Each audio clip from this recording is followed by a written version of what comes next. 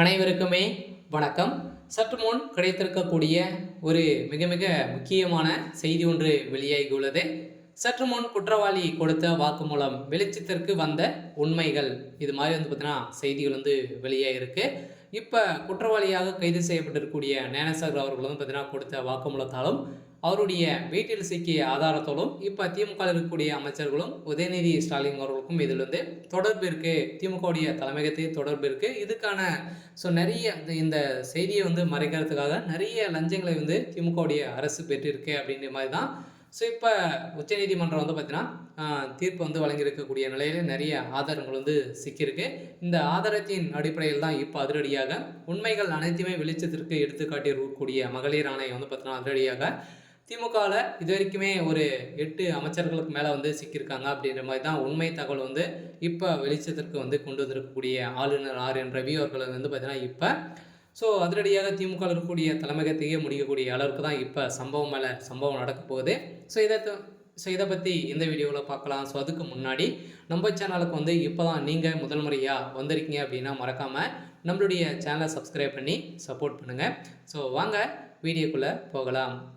ஏற்கனவே இந்த அண்ணாமலை பல்கலைக்கழகத்தில் நடந்த பாலியல் தொந்தரவு காரணமாக பார்த்தீங்கன்னா வன்கொடுமையின் காரணமாக வழக்கில் கைது செய்யப்பட்ட ஞானசாகர் அவர்கள் கைது செய்யப்பட்டார்.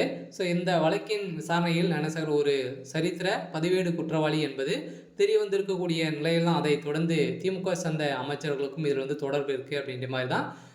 குற்றவாளியுடைய வீட்டில் சிக்கிய ஆதாரத்தின் அடிப்படையிலும் இப்போ உதயநிதி ஸ்டாலின் அவர்கள் ஏற்கனவே இவர் ஒரு அடிப்படை திமுகவுடைய ஒரு அடிப்படை உறுப்பினராக கூட இல்லை அப்படின்ற மாதிரி தான் அமைச்சர் ரகுபதி அவர்கள் சொல்லியிருந்தார்.